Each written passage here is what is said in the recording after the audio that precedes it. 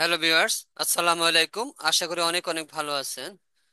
আপনারা যারা ইন্টিগ্রেশন বা যোগজীকরণের ম্যাথগুলা মনে রাখতে পারেন না, তারা অবশ্যই আমাদের ভিডিও ক্লাসগুলো মনোযোগ সহকারে দেখবেন, কারণ আমরা প্রত্যেকটি ম্যাথ টাইপ অনুযায়ী অনুযায়ী সাজিয়েছি, যেখানে ইনডিফিনিট ইন্টিগ্রাল, ডেফিনিট ইন্টিগ্রাল, আবার ইনডিফিনিট ইন্টিগ্রালের মধ্যে যে বিভিন্ন প্রকারভেদ, যেমন সাধারণ যোগজীকরণ সূত্র ব্যবহার করে কিভাবে সমাধান করতে হয়, তারপর আহ, প্রতিস্থাপন পদ্ধতিতে কিভাবে যোগজীকরণ করতে হয়, প্রত্যেকটি টাইপ অনুযায়ী আমরা এখানে আলোচনা করেছি। সেজন্য আশা করি আপনারা পুরো ভিডিওটি অত্যন্ত মনোযোগ সহকারে দেখবেন, তাহলে অনেক অনেক উপকৃত হবেন এবং ইন্টিগ্রেশন বা যোগজীকরণ সম্পর্কে যে সমস্যাগুলো আপনাদের রয়েছে সেগুলো ইনশাল্লাহ দূর হয়ে যাবে। তো আজকের ভিডিওতে আমি সাধারণ যোগজীকরণ সূত্র ব্যবহার করে কিভাবে ইন্টিগ্রেশন বা যোগজীকরণ করবেন সেটি দেখাবো। তো এখানে চারটি প্রবলেম দেওয়া আছে। ওগুলো হলো বিগত সালের প্রশ্ন সমাধান। একটি হলো cos to the power 4x d x, আরেকটা হলো sec x ডিএক্স, আরেকটা হলো 1 by a cos x plus B sine x d x, আরেকটা হলো 1/√1 প্লাস সাইন এক্স ডিএক্স। এই চারটি ইন্টিগ্রেশন আমরা শিখবো। এখন আমাদেরকে জানতে হবে আমরা এটা কিভাবে সমাধান করব, সেটাকে সরাসরি সূত্র ব্যবহার করব, নাকি তার আগে আমাদেরকে প্রতিস্থাপন করতে হবে, নাকি অন্য কোনো উপায়ে সমাধান করা যায়, সেই ব্যাপারগুলো লক্ষ্য রাখতে হবে। যোগজীকরণ একটু কঠিন মনে হয়, কারণ হলো এক এক ম্যাথ গুলো এক এক রকম। তবে আমরা যদি টাইপ অনুযায়ী সমাধান করি তাহলে আমাদের ভুল হওয়ার সম্ভাবনা অনেক কম থাকবে। তো আমরা প্রথমে 1 নম্বর ম্যাথটি দেখবো, যেমন cos⁴x ডিএক্স। তো এই ধরনের যদি পাওয়ার দিয়ে থাকে, সেটাকে আমরা পাওয়ার রিডাকশন আইডেন্টিটি অর্থাৎ শক্তি হ্রাস সূত্র ব্যবহার করব। অর্থাৎ এটাকে আমরা আস্তে আস্তে ভেঙে নিব, যেমন cos 4 কে লিখতে পারি cos²x হোল স্কয়ার। এটাকে ভেঙে নিব। এরপর এই যে cos²x, এর ধরনের কোনো ফর্মুলা নেই, কিন্তু 2 cos² x ফর্মুলা আছে। সেজন্য আমরা এখানে 2 দ্বারা গুণ করে দিব। এখন 2 দ্বারা গুণ করার পরে এটা 2², 4 বেশি হয়ে যায়, এজন্য আমরা 4 দ্বারা এখানে ব্যালেন্স করে দেব। এখন আমরা এখানে সরাসরি সূত্র অ্যাপ্লাই করব, যে 2 cos²x যদি সূত্রে অ্যাপ্লাই করি সেটা হলো 1 + cos 2x থাকবে, আর স্কোয়ারের জায়গায় স্কোয়ার ঠিক থাকবে। এই যেখানে সাইডে আমি সাইড নোট দিয়ে দিয়েছি যাতে আপনাদের বুঝতে সুবিধা হয়। 2 cos² এর ফর্মুলা হলো 1 + cos 2a। এরপর আমরা এখানে যেটা আছে a+b whole square formula, a² + 2ab + b² use করব। এখন আমরা এই তিনটা টার্ম আলাদা করে নিব। 1/4 integration of dx plus half cos 2x dx, আর এখানে থাকবে 1/4 cos²x cos²2x dx.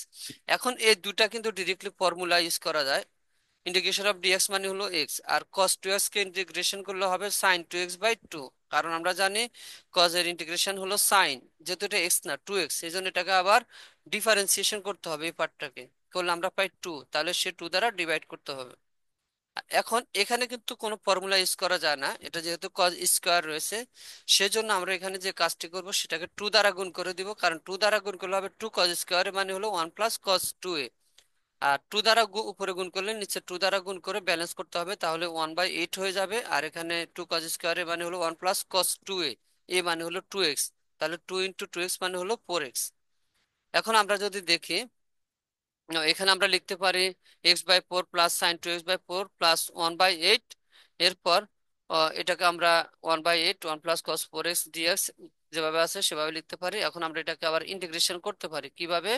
Integration of dx মানে হলো এক্স, আবার cos 4x এর ইন্টিগ্রেশন হলো sin 4x, কিন্তু এখানে 4x কে ডেরিভেটিভ করলে আমরা পাই 4, এই 4 দ্বারা আবার ডিভাইড করতে হবে। অর্থাৎ cos 4x এর ইন্টিগ্রেশন হলো sin 4x/4। আর যেহেতু ইনডিফিনিট ইন্টিগ্রাল বা অনির্দিষ্ট ইন্টিগ্রাল, জন্য এখানে একটা সি যোগ করতে হবে। এরপর আমরা এখানে গুণ করে দিব, x/8 পাবো প্লাস sin 4x/32 পাবো প্লাস সি। এটা হলো আমাদের অ্যান্সার। নাম্বার 2, যেটা হলো sec x ডিএক্স। এটিও একটি স্ট্যান্ডার্ড সমাকলন, এর জন্য আমরা একটা বিশেষ কৌশল অ্যাপ্লাই করব। সেটা হলো এই যে sec x রয়েছে, এটাকে আমরা sec x plus tan x দ্বারা গুণ করে দিব, লব ও হরকে গুণ করলে আমরা এখানে পাবো, উপরে পাবো sec x tan x plus sec² x, নিচে যা আছে তাই থাকবে। এখন আমরা জানি যে হরকে ডেরিভেটিভ করলে যদি লব পাওয়া যায়, তাহলে ফর্মুলা হলো লন অফ হর, অর্থাৎ d/dx উপরে যদি fx হয় আর নিচে fx হয়, উপরে f প্রাইম x হয়, তখন আমরা লিখি d/dx fx। একটা ফর্মুলা রয়েছে এরকম। অর্থাৎ সরাসরি বললে যদি হরকে ডিফারেন্সিয়েশন করলে লব পাওয়া যায়, তাহলে ফর্মুলা হলো লন অফ হর। তাহলে আমাদের এখানে ফর্মুলা হবে ln of sec x plus tan x. আর লন যেহেতু কখনো নেগেটিভ হয় না, এই জন্য আমরা এখানে পরম মান সাইন ইউজ করবো। এরপর আমরা দেখবো যে A cos x plus B sine x. তো এটি হলো একটি ধ্রুবক সহ সাইন ও কোসাইন ফাংশনের যোগফল দ্বারা গঠিত রাশির বেসিক রূপ। এর সমাধানের জন্য আমরা আহ, একটা বিশেষ ফর্মুলা অ্যাপ্লাই করব। সেটা হলো আমরা জানি যে A equals to R cos theta, আবার B equals to R sine theta, এটা অ্যাপ্লাই করব। আবার R equal to root over A square plus B square পাবো কিভাবে, যদি আমরা এই যে আর A equals to R cos theta, B equals to R sine theta, এই দুটাকে বর্গ করে যোগ করে দিই, তাহলে পাবো A square plus B square equals to R square. সেখান থেকে আমরা এটা পাবো। আবার যদি আমরা এই B equals to R sine থিটাকে equals to R cos theta দ্বারা ডিভাইড করি, তাহলে আমরা পাবো theta equals to tan inverse B by A. তাহলে আমরা এখানে যেটা আছে সেটা হলো এ এ এবং বি এর মানটা বসিয়ে দিব। তাহলে পাবো এখানে আর এ আর মান, সরি, এ হলো আর কস থিটা, বি হলো আর সাইন থিটা। পরবর্তী লাইনে আমরা এখান থেকে আর কমন নিব, তাহলে থাকবে cos X cos theta plus sine X sine theta. এখন আমরা জানি cos A cos B plus sine A sine B formula হলো কস এ মাইনাস বি। তাহলে আমরা এখান থেকে কজ এ মাইনাস বির ফর্মুলা হলো cos A cos B plus sine A sine B, সেটা বসিয়ে দিব। বসানোর পর ওয়ান বাই কস মানে হলো সেক। তাহলে আমরা এই ফর্মুলা অ্যাপ্লাই করব। করার পর আমরা এখানে দেখি যে integration of sec x minus theta d theta. আমরা জানি ইন্টিগ্রেশন অফ সেক থিটার একটা ফর্মুলা আছে, সেটা হলো ln of sec theta plus tan theta. Integration of sec theta হলো ln of sec theta plus tan theta. এখানে আমাদের যে মেন ফর্মুলাগুলো আছে সেগুলো দেওয়া আছে, আপনারা ফর্মুলাগুলো আগে ভালো করে মাথায় রাখবেন, তাহলে সহজে আহ, মনে থাকবে। যেখানে ইন্টিগ্রেশন কিছু স্ট্যান্ডার্ড ফর্মুলা দেওয়া আছে, এরপর এখানে আরো কিছু ফর্মুলা দেওয়া আছে, সেগুলো আপনাদেরকে ভালো করে মাথায় রাখতে হবে। ধ্রুবক ফাংশনের ইন্টিগ্রেশন কি হয়, শক্তি সূত্র যেটা আছে, এক্সপোনেনশিয়াল ফাংশনের ইন্টিগ্রেশন, সাইন এবং কোসাইন ফাংশনের ইন্টিগ্রেশন বা সমাকলন বা যোগজীকরণ একই কথা। এখন আমরা সমাধানটা আবার দেখব। সেটি হলো আমরা এখান থেকে ইন্টিগ্রেশন অফ সেক থিটা যে formula ln sec theta plus tan theta সেটি অ্যাপ্লাই করব, তাহলে এটি হলো আমাদের অ্যান্সার। নাম সরি, তাহলে আমরা এখানে আরেকটি কাজ বাকি আছে আমাদের। যেহেতু আর আর তো আমরা এখানে ধরেছি, তাহলে আর এর মানটা আমরা একটু আগে বের করেছি, সেটা হলো root over A square plus B square. সেটা এখন আমরা এখানে বসিয়ে দিব।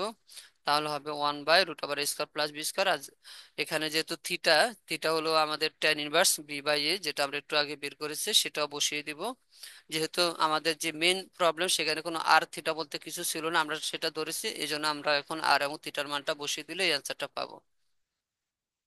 নাম্বার ফোর হলো d x by root over one plus sine x. আমরা এখানে যে কাজটি করবো, আমরা জানি সাইন এক্স এর একটা ডিরেক্টলি ফর্মুলা আছে, two sine x by two into cos x by two. আবার ওয়ানকে আমরা লিখতে পারি sine square x plus cos square x. কিন্তু সাইন এক্স কে যেহেতু two sine x by two cos x by two লিখেছি, সেজন্য আমরা এটা লিখবো sine square x by two plus cos square x by two. কারণ হলো sine square theta plus cos square theta হলো ওয়ান, অর্থাৎ অ্যাঙ্গেল সেম হলে ওয়ান হবে। অর্থাৎ এটা এক্স হলে এটা এক্স হবে, এটা এক্স বাই টু হলে এটা এক্স বাই টু হবে। যেহেতু আমাদের এখানে এক্স বাই টু আছে, এই জন্য আমরা এটাকে এক্স বাই টু আকারে লিখবো। এখন ফর্মুলা হলো square plus two A B plus B square, A plus B whole square, square root cancel হয়ে যাবে। এখানে থাকবে sine x by two plus cos x by two. এখন আমাদেরকে এখানে একটা টেকনিক অ্যাপ্লাই করতে হবে। আমরা উপরে নিচে ওয়ান বাই রুট টু দ্বারা গুণ করব, কারণ হলো তখন আমরা একটা ফর্মুলা অ্যাপ্লাই করতে পারবো, one by root two sine x by two plus one by root two cos x by two. আবার ওয়ান বাই রুট টু মানে হলো সাইন পাই বাই ফোর, অর্থাৎ সাইন 45 ডিগ্রি। আর এখানে ওয়ান বাই রুট টু লিখতে পারি cause pi by four, সেটিও 45 degree. কারণ সাইন পাই বাই ফোর অর্থাৎ সাইন 45 ডিগ্রি এবং কজ 45 ডিগ্রি একই মান, ওয়ান বাই রুট টু। এখন এখানে আমরা একটা ফর্মুলা অ্যাপ্লাই করতে পারি, sine A sine b plus cos a cos b. Formula হলো কজ এ মাইনাস বি, সেটা অ্যাপ্লাই করে দিব। তাহলে ওয়ান বাই কজ মানে হলো সেক, উপরে নিয়ে যাব। আবার আগের মতো ইন্টিগ্রেশন অফ সেক থিটা মানে হলো ln of sec theta plus tan theta, যেটা একটু আগে আমরা করেছি। এরপর আমরা এখানে যে কাজটি করতে হবে সেটা হলো two by root two. Two কে লেখা যায় root two into root two, একটা রুট টু কাটা যাবে, শুধু এখানে উপরে রুট টু থাকবে আর যা আছে তাই থাকবে।